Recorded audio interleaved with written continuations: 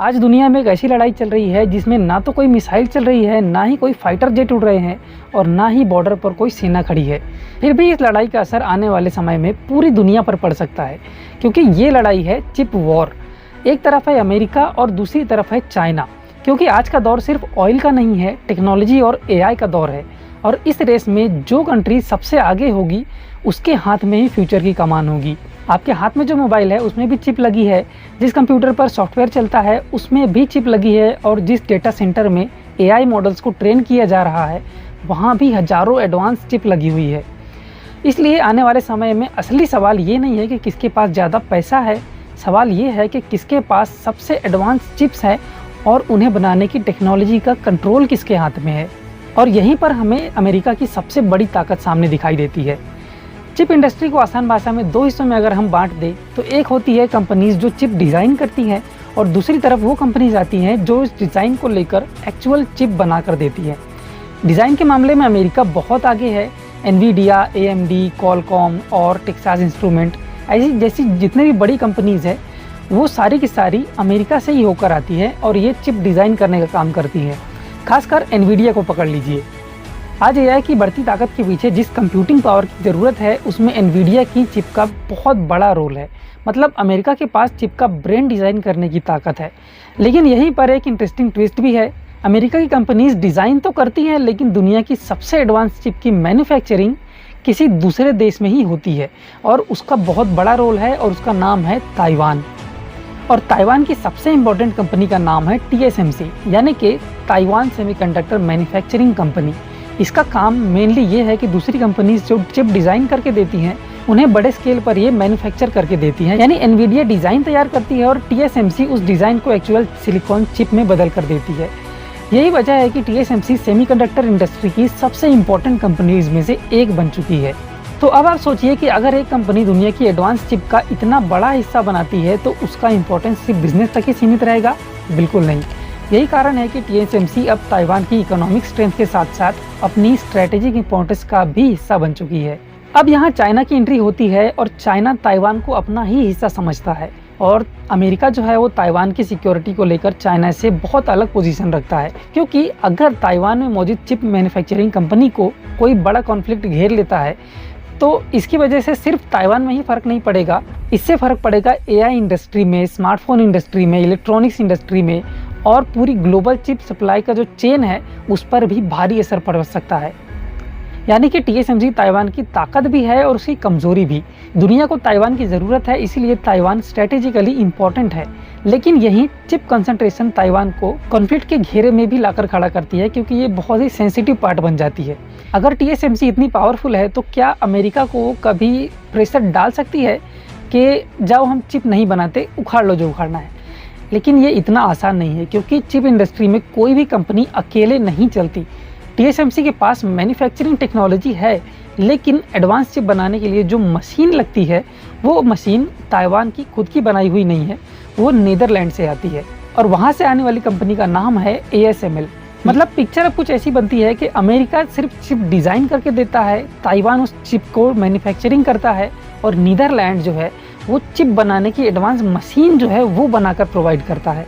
और इसके अलावा कुछ ऐसी टेक्नोलॉजीज दूसरी कंपनीज और कंट्रीज से आती हैं। यानी कि चिप बनाना किसी एक कंट्री का गेम नहीं है, ये एक पूरी ग्लोबल सप्लाई चेन है, और इसी सप्लाई चेन में अमेरिका का इन्फ्लुएंस बहुत ज़्यादा है। अब चाइना के लिए प्रॉब्लम यहीं से शुरू होती है। चाइना दुनिया का बड़ा मैन्युफैक्चरिंग पावर हाउस है, लेकिन एडवांस चिप बनाने में उसे यही जो फ्रीडम है वो नहीं मिल रही। अमेरिका ने एडवांस चिप टेक्नोलॉजी और एआई चिप्स के चाइना तक पहुंचने पर रिस्ट्रिक्शन लगा कर रखे हैं। चिप बनाने वाली एडवांस मशीन पर भी रोक लगा रखी है, और इसका सीधा मतलब है कि चाइना के पास पैसा और मैन्युफैक्चरिंग कैपेसिटी होने के बावजूद भी उसे एडवांस टेक्नोलॉजी का आसानी से पहुंच नहीं मिल रही। लेकिन चाइना ने भी इसका जवाब तैयार कर लिया है। अगर अमेरिका की कंपनीज नहीं देती हैं तो हम अपनी कंपनीज बनाएंगे, और यहीं से शुरू होता है चाइना का असली सेमीकंडक्टर इकोसिस्टम बनाने का मिशन। अब चाइना ने अमेरिका की रिस्ट्रिक्शंस को एक चैलेंज की तरह ले लिया है। चाइना ने सोचा अगर TSMC नहीं मिल रही तो अपनी TSMC बनाओ, और इसी सोच के साथ चाइना ने अपनी चिप मैन्युफैक्चरिंग कैपेसिटी को तेज़ी से डेवलप किया है, और इसका नाम है SMIC, यानी कि शंघाई की सेमीकंडक्टर मैन्युफैक्चरिंग कंपनी। SMIC को आप चाइना की तरफ से TSMC को जवाब समझ सकते हैं, लेकिन यहाँ सबसे बड़ा ये प्रॉब्लम है कि एडवांस चिप बनाना सिर्फ फैक्ट्री लगाने से पॉसिबल नहीं है। चिप जितनी छोटी होती जाती है उसे बनाना उतना ही मुश्किल होता जाता है। आपने 8 नैनोमीटर, 7 नैनोमीटर और 5 नैनोमीटर जैसे नंबर सुने होंगे। इसे सिंपल तरीके से अगर हम समझे तो आमतौर पर छोटा प्रोसेसर नोड बनाना मतलब कि ज़्यादा एडवांस चिप टेक्नोलॉजी, और यहीं पर चाइना अभी पीछे है। यहीं पर हमारे पास टेक्नोलॉजी में एक रिस्ट्रिक्शन भी आ जाता है कि हम 2 नैनोमीटर से ज़्यादा नीचे नहीं जा सकते, और यहाँ पर हमारे पास क्वांटम टनलिंग जैसा एक कॉन्सेप्ट सामने आ जाता है। ये क्या होता है इसके बारे में हम किसी और वीडियो में बात करेंगे।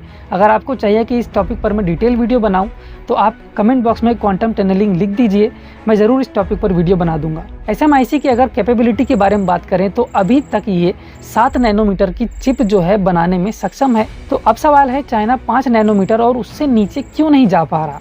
क्योंकि यहाँ सिर्फ एक नॉलेज की ज़रूरत नहीं है, आपको चाहिए सबसे एडवांस चिप मेकिंग की मशीन, और यही मशीन चाइना को आसानी से उपलब्ध नहीं है। इन मशीन्स में दुनिया में एक सबसे इम्पॉर्टेंट नाम है ASML। ASML नीदरलैंड की ये कंपनी एडवांस सेमीकंडक्टर मशीन बनाने में बेहद इंपॉर्टेंट पोजीशन रखती है। अमेरिका और उसके एलाइज ने चाइना को ऐसी एडवांस मशीन की एक्सेस देने में एकदम से रिस्ट्रिक्शन लगा के रखा है, और ये अपनी तरफ से अलग एलाइज की तरफ से पॉलिसी अपनाती हैं। तो चाइना के सामने अभी 2 रास्ते थे कि वो या तो वो रिस्ट्रिक्शन हटने का इंतजार करे या फिर अपनी मशीन्स खुद बनाए। चाइना ने बखूबी दूसरा रास्ता ही चुना है। जिस तरह उसने TSMC के मुकाबले SMIC को डेवलप किया, उसी तरह से एडवांस चिप मशीन के लिए चाइना अपनी डोमेस्टिक कंपनीज और टेक्नोलॉजी डेवलप करने में लगा है। यानी चाइना अब सिर्फ चिप बनाने की कोशिश नहीं कर रहा, वो पूरी सप्लाई चेन बनाने की कोशिश कर रहा है। डिज़ाइन भी अपना, मैन्युफैक्चरिंग भी अपनी और मशीन भी अपनी। और यही इस पूरी चिप वॉर का सबसे इंटरेस्टिंग हिस्सा है। अमेरिका चाइना को ग्लोबल चिप सप्लाई चेन में जितना पीछे करने की कोशिश कर रहा है, चाइना उतना ही अपने अंदर एक खुद का सिस्टम खड़ा करने की कोशिश में है। अब यहाँ एक और इंटरेस्टिंग बात समझिए कि एडवांस चिप मैन्युफैक्चरिंग में सिर्फ मशीन का होना काफ़ी नहीं है, उस मशीन में अंदर भी कई सारे पार्ट्स और टेक्नोलॉजीज़ हैं। पूरी सप्लाई चेन को ऐसे समझिए कि अमेरिका के पास चिप डिज़ाइन होकर आती है, ताइवान में TSMC उसे मैन्युफैक्चर करती है, मैन्युफैक्चरिंग की ज़रूरी मशीन नीदरलैंड से ASML से आती है, और उस इक्विपमेंट में कुछ खास पार्ट दूसरी यूरोपियन और अमेरिकन कंपनी से आती हैं।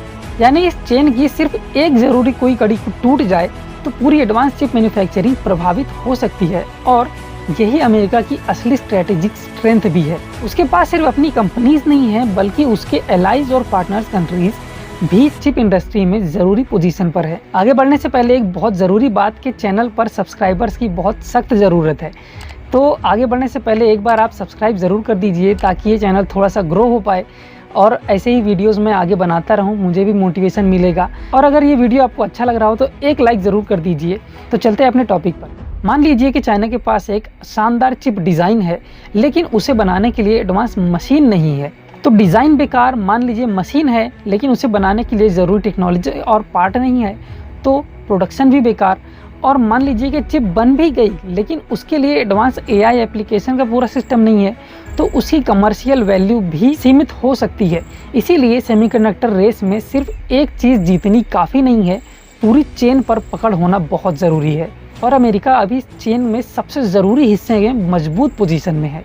लेकिन चाइना की स्ट्रेटजी भी बहुत लंबी है। चाइना का मानना है कि आज अगर मैं 7 नैनोमीटर पर खड़ा हूँ तो कोई बात नहीं, आज अगर मुझे एडवांस मशीन इंपोर्ट करनी पड़ रही है तो भी कोई बात नहीं, मैं अपने इंजीनियर्स लगाऊंगा, अपनी कंपनीज लगाऊंगा, अपनी मशीन डेवलप करूंगा और धीरे धीरे पूरी सप्लाई चेन को डोमेस्टिक बना दूंगा। यानी चाइना का एम सिर्फ अमेरिका को चैलेंज करना नहीं है, उसका बड़ा एम ये है कि फ्यूचर में किसी भी फॉरेन कंट्री पर चिप टेक्नोलॉजी के लिए डिपेंडेंट नहीं रहना है। और कुछ एक्सपर्ट्स का ये भी मानना है कि 2035 से 2040 तक के आसपास चाइना जो है पूरी तरह से सेल्फ सफिशिएंट हो जाएगा चिप मैन्युफैक्चरिंग के मामले में। और अगर चाइना ये कर लेता है तो पूरा गेम बदल सकता है, क्योंकि फिर अमेरिका के रिस्ट्रिक्शन का असर बहुत कम हो जाएगा। लेकिन अगर चाइना ये नहीं कर पाता तब भी उसके पास एक बहुत ही खुफिया रास्ता है, ताइवान। और यहीं से चिप की कहानी सीधे मिलिट्री जियोपॉलिटिक्स में बदल जाती है, क्योंकि कुछ एक्सपर्ट्स की चिंता यही है कि अगर चाइना अपनी डोमेस्टिक चिप कैपेबिलिटी को उस लेवल तक नहीं पहुंचा पाता जितना उसे चाहिए, तो ताइवान की इंपॉर्टेंस और बढ़ जाती है। और ताइवान में सबसे वैल्यूएबल एसेट क्या है? TSMC। यानी ताइवान का जियोपॉलिटिकल इंपॉर्टेंस सिर्फ टेरिटरी की वजह से नहीं है, उसके पास ऐसी चिप मैन्युफैक्चरिंग कैपेबिलिटी है जिसको पूरी दुनिया को ज़रूरत है, और इसी वजह से ताइवान अपनी चिप मैन्युफैक्चरिंग को अलग अलग जगह पर फैलाने की कोशिश में लगा है। TSMC ने अमेरिका में भी मैन्युफैक्चरिंग फैसिलिटीज़ बढ़ाने की दिशा में कदम उठाए हैं। एरिजोना जैसे लोकेशन इसी स्ट्रेटेजी का हिस्सा है। आइडिया सिंपल है कि अगर ताइवान में किसी दिन कॉन्फ्लिक्ट होता है तो पूरी प्रोडक्शन सिर्फ एक आइलैंड पर डिपेंड ना हो। लेकिन यहाँ ताइवान के सामने भी एक डिलेमा है। अगर उसकी सबसे एडवांस टेक्नोलॉजी और प्रोडक्शन कैपेबिलिटी धीरे धीरे अमेरिका तक चली गई तो ताइवान की स्ट्रेटेजी की इंपॉर्टेंस कम हो सकती है, और ताइवान के लिए ये बहुत बड़ा कंसर्न होगा। क्योंकि एक तरफ अमेरिका चाहता है कि चिप मैन्युफैक्चरिंग का कुछ हिस्सा ताइवान के बाहर भी हो, दूसरी तरफ ताइवान चाहता है कि उसकी सबसे एडवांस टेक्नोलॉजी उसके पास ही सीमित हो, क्योंकि शायद यही टेक्नोलॉजी उसकी सबसे बड़ी स्ट्रेटेजिक प्रोटेक्शन भी है। ये एक ऐसा गेम है जिसमें कंपनीज की फैक्ट्रीज, कंट्रीज़ की सिक्योरिटी, AI का फ्यूचर पावर और ग्लोबल इकोनॉमी सब एक दूसरे से जुड़ गए हैं। तो अब तक पिक्चर काफ़ी क्लियर है। एक तरफ अमेरिका है जिसके पास पावरफुल चिप डिज़ाइन कंपनीज़ है, दूसरी तरफ ताइवान है जिसके पास एडवांस मैन्युफैक्चरिंग की ताकत है, और चाइना जो अभी पीछे है लेकिन अपनी पूरी सेमीकंडक्टर सप्लाई चेन खड़ी करने की कोशिश में लगा है। क्योंकि चाइना ने सेमीकंडक्टर इंडस्ट्री में पैसा, मैन पावर और रिसोर्सेज बड़े स्केल पर लगाना चालू कर दिया है, और उसे ये भी पता है कि उसे आखिर हासिल क्या करना है। उसे चाहिए अपना चिप डिज़ाइन सिस्टम, अपना मैन्युफैक्चरिंग कंपनीज और अपनी चिप बनाने वाली मशीन्स। अगर चाइना ये सब हासिल कर लेता है तो अमेरिका के रिस्ट्रिक्शन का असर काफ़ी कम हो जाएगा।